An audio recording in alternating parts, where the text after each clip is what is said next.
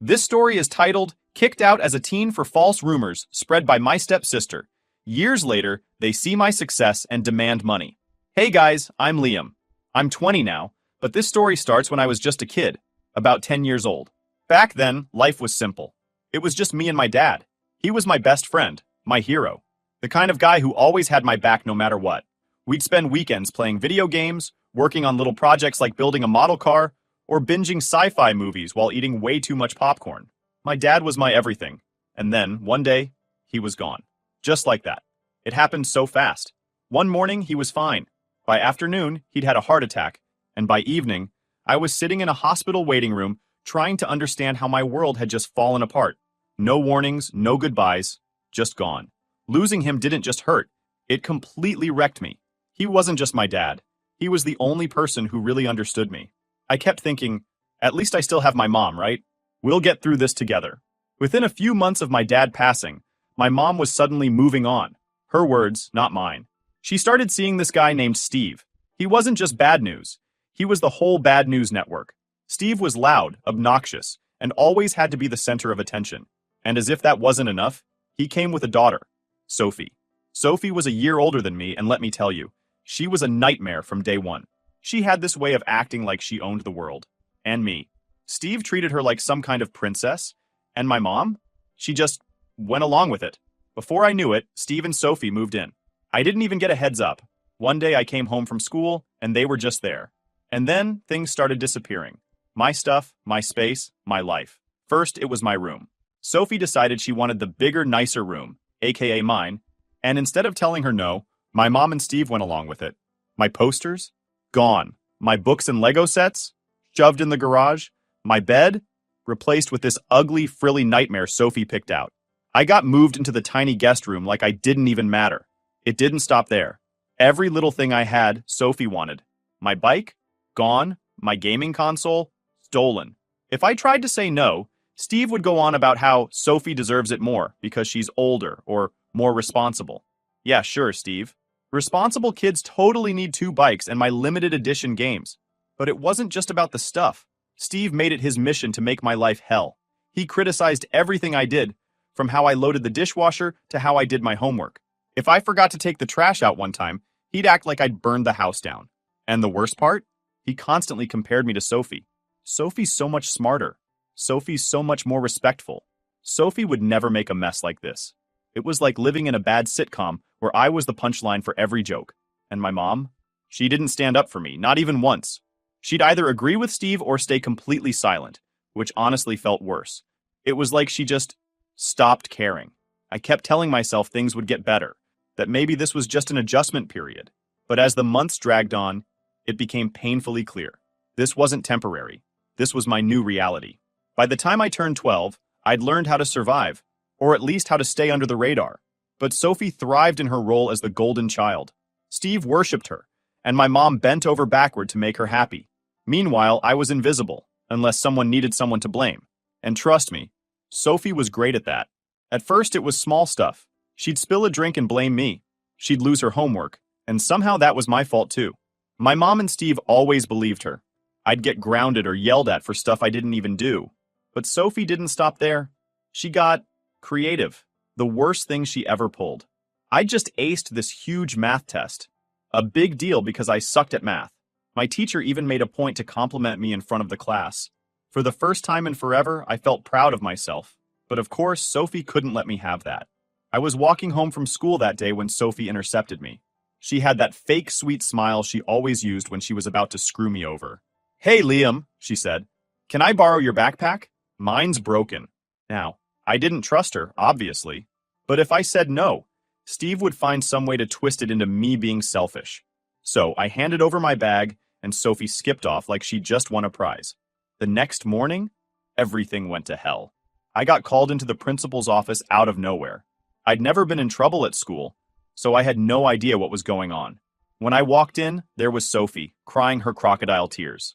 The principal held up a stack of test papers, stolen test papers, and said they'd been found in my backpack. My brain short-circuited. I tried to explain that I had no idea how they got there, but Sophie jumped in with this award-winning performance. "I saw him sneaking them out of the teacher's desk," she cried. I told him it was wrong, but he wouldn't listen. It was all a lie, but nobody believed me. The principal just shook his head, and before I knew it, I was being expelled. Not suspended, expelled. My mom had to come pick me up, and the entire way home, Steve was losing his mind in the car. "You're a disgrace," he shouted. "How could you embarrass this family like that?" I kept trying to defend myself, but Steve wasn't having it. My mom didn't say a word. When we got home, Steve told me to pack my things. "You're not staying here," he said. I thought my mom would stop him. I thought she'd stand up for me, or at least ask for more time to figure things out, but she didn't. She just let it happen. That night, I left with nothing but a garbage bag full of clothes and a whole lot of resentment. My mom didn't say goodbye. She didn't try to stop Steve. She didn't even look at me as I walked out the door. But Steve didn't just kick me out over the test papers or even the usual lazy, disrespectful spiel. Oh no, he decided to dig up every single thing he could pin on me, no matter how ridiculous or unrelated. It was like he'd been holding onto a grudge list for years, just waiting for the right moment to unload it all at once. First, Steve accused me of ruining Sophie's birthday last year. What did I do? Did I set the cake on fire? Did I pop all her balloons? Nope. I showed up late because I had to work a shift at my part-time job. I even texted her to let her know I'd be late, but somehow that made me selfish and unsupportive. Never mind that I handed her a gift card worth half my paycheck because I couldn't afford anything fancy. According to Steve, I didn't make her feel special. So clearly, I was the worst brother in the world. Then he brought up the infamous Wi-Fi incident. A few months ago, Sophie and I had a small fight over the router because she wanted to stream some makeup tutorial while I needed to upload a school project. Apparently, me asking her to wait 10 minutes was proof that I didn't respect her passions. Steve even threw in, "You could have failed that project and it wouldn't have mattered as much as Sophie's dreams." Yeah, okay, Steve, because contouring tutorials are definitely more important than my grades. But the real was when he blamed me for the time our cat Mittens ran away. I didn't even know he was serious at first. I thought he was joking, but nope, dead serious. He claimed it was my fault because I left the window open. For the record, I wasn't even home that day. It was Sophie who opened the window to air out the smell of nail polish. But somehow, in Steve's mind, I was still responsible because, as the older sibling, you should have been watching her.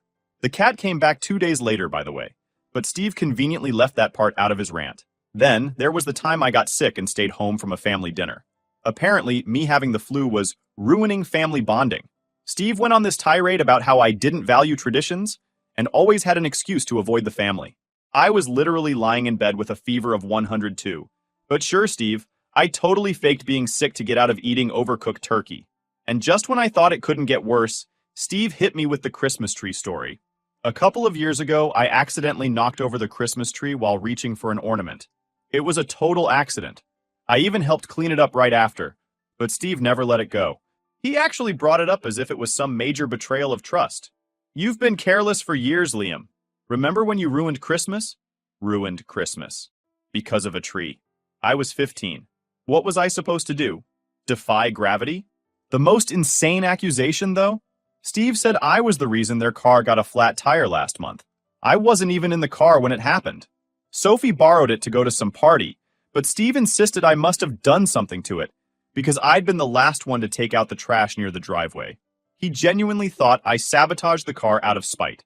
Like, yes, Steve, I'm clearly a master of tire destruction in my free time. By the end of it, I felt like I was in some twisted sitcom where every ridiculous misunderstanding got pinned on me. Steve basically painted me as the ultimate villain in the story of Sophie's perfect life.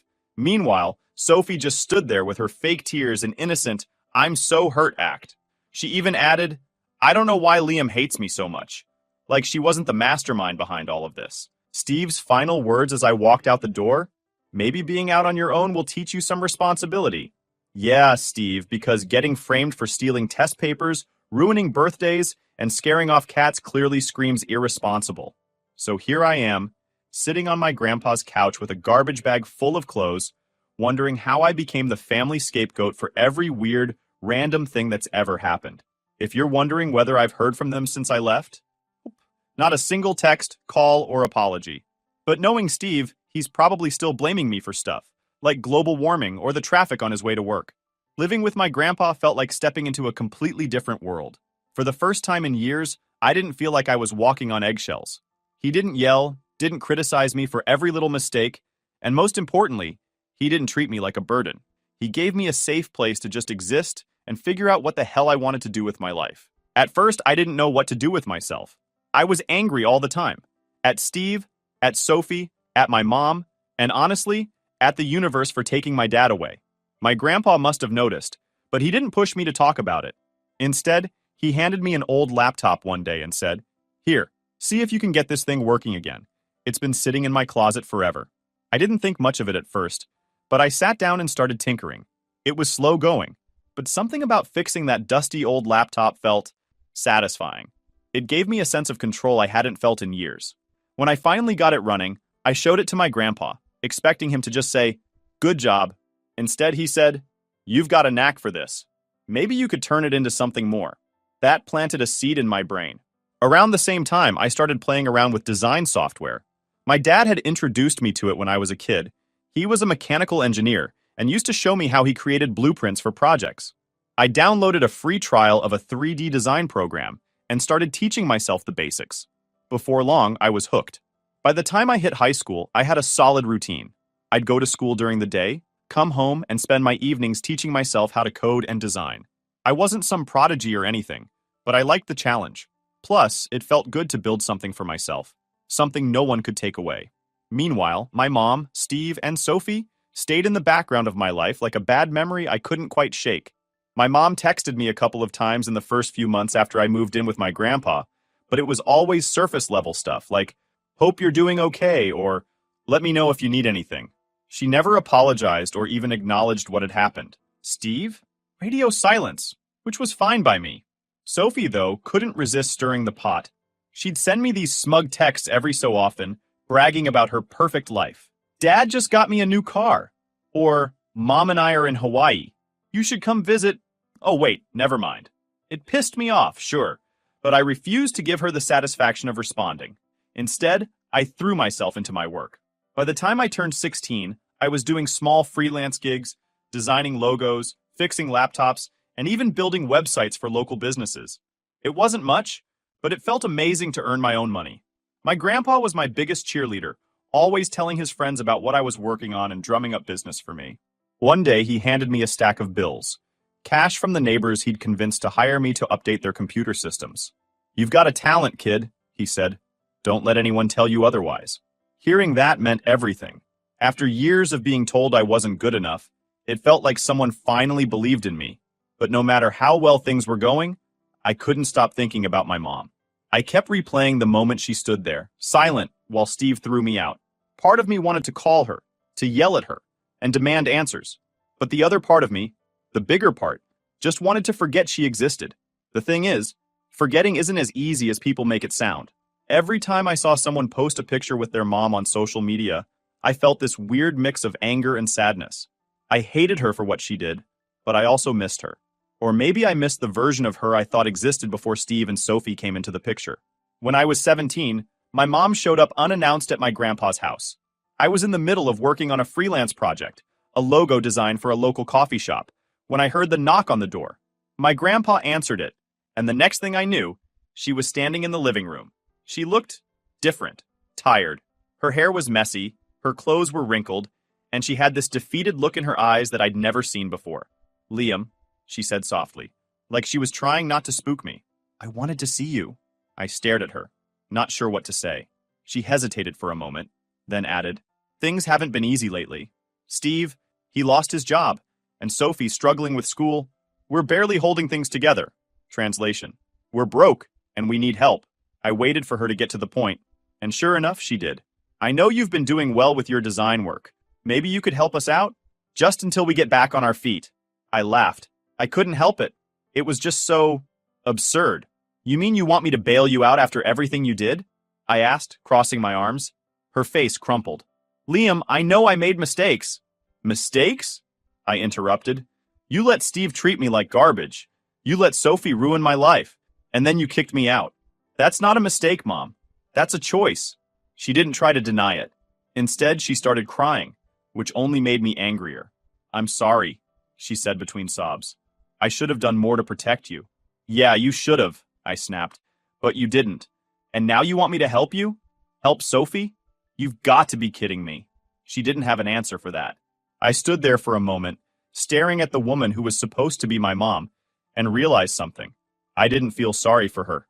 Not even a little bit. I don't owe you anything, I said finally. And I definitely don't owe Sophie. Before she could say anything else, I walked out of the room.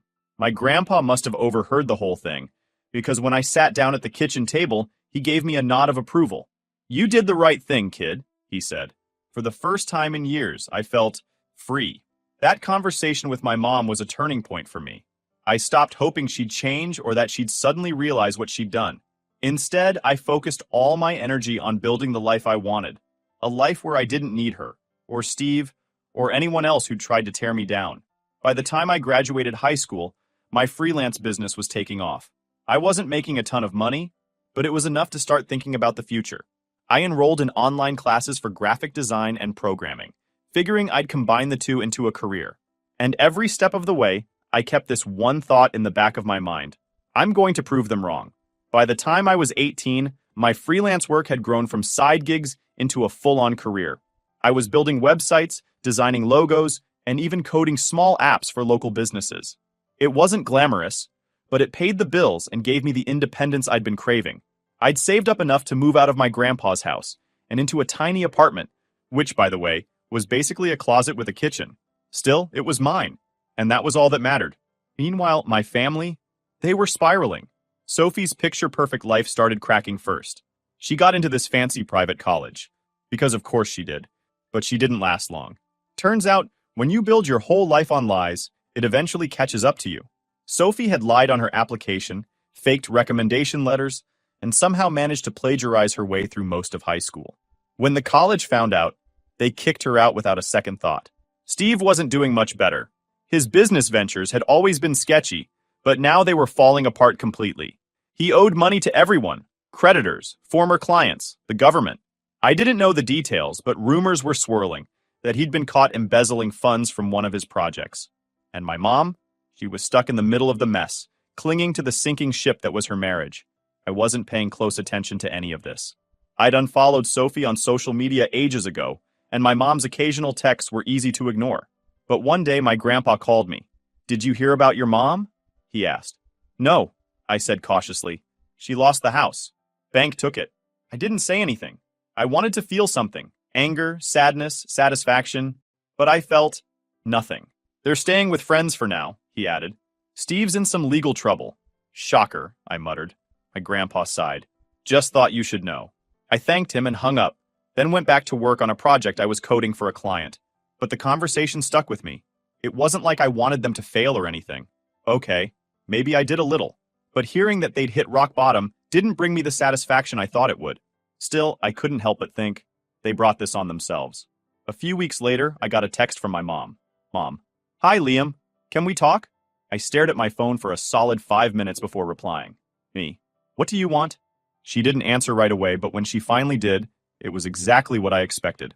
"Mom, we're in a tough spot right now. Steve is gone, Sophie's struggling, and we really need help. You're doing so well with your career. I thought maybe you could lend us a hand." I couldn't believe the audacity. Me. "You want me to help the people who ruined my life? Seriously?" "Mom, I know we've made mistakes, but we're family. That has to count for something." "Family. Yeah, right." Me. "It counted for something when I was 10, and you let Steve and Sophie treat me like garbage. But now, not so much. Don't text me again." I blocked her number after that. It wasn't even about being petty. It was about protecting myself. But apparently my mom doesn't give up that easily. A few months later, I was at work, freelancing from my apartment, which basically meant coding in sweatpants while eating cereal, when I got served with legal papers. My mom was suing me. Yep, you read that right. She was claiming that I owed her financial support as her child. At first I laughed, like actually laughed out loud. The sheer absurdity of it was hilarious. But as I kept reading, the anger set in. This wasn't just a desperate attempt to guilt trip me. She'd actually hired a lawyer. Luckily, my grandpa came through for me again. He connected me with his own lawyer, a retired guy who took the case because, in his words, "This is the dumbest thing I've ever heard." When we got to court, my mom tried to play the victim. She sobbed about how hard her life had been, how Steve had manipulated her, how she'd always loved me but didn't know how to show it. The judge wasn't buying it. My lawyer presented evidence of all the years of neglect, including testimonies from teachers and neighbors who'd witnessed how I was treated. By the end of it, my mom was a blubbering mess, and the judge dismissed the case on the spot. As we left the courtroom, my mom hissed, "You'll regret this, Liam." I didn't even look back. All right, everyone, before we dive into the final update, I have a small request. We put a lot of effort into finding these incredible stories for you every single day, and your support means the world to us. If you enjoy our content, please consider subscribing to the channel. It really helps us grow and allows us to continue bringing you more amazing stories. Thank you. Now let's move to the last update. Update. Hey Reddit. So after the whole fiasco with my mom suing me, you'd think she and Sophie would just disappear from my life for good, right? Wrong. They're like weeds. You think you've pulled them out, but somehow they keep popping back up. A few months after the court case, things finally felt normal again. My freelance gigs were taking off. I'd built a solid reputation as a designer and programmer, and clients were recommending me left and right. I wasn't rich or anything, but I was paying my bills, saving up, and even upgrading my tiny apartment into a slightly less tiny apartment. Progress, right? Then one day I got a notification on Instagram. It was Sophie. She'd unblocked me. Curiosity got the better of me, so I clicked on her profile. Her feed was something else. You know those people who try way too hard to look successful? That was Sophie in a nutshell. There were pictures of her in rented sports cars, captions about grind culture, and a video where she literally said, "Don't let haters stop you from living your best life." Classic Sophie. But as I scrolled further, I noticed something weird.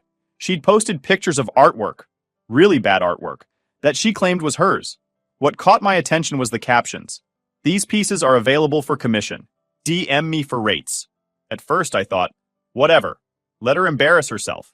But then I looked closer and realized something horrifying. She was copying my work. Not just copying either. She was straight up stealing my designs, tweaking them just enough to make them look different, and then passing them off as her own. One of the logos she claimed to have designed was a project I'd done for a local coffee shop just a few months earlier. I was livid. I sent her a DM. Me. "Take my designs off your page. Now." She replied within minutes. Sophie. "Loyal, what are you talking about?" Me. "You know exactly what I'm talking about. Don't make me take this further." She blocked me immediately. Fine. If Sophie wanted to play dirty, so could I. I gathered all the proof I needed. Timestamps, client testimonials, emails, and drafts showing the original work was mine. Then I contacted Instagram's copyright team and filed a takedown request. Within a week, Sophie's account was flagged and all the stolen designs were removed. She was furious.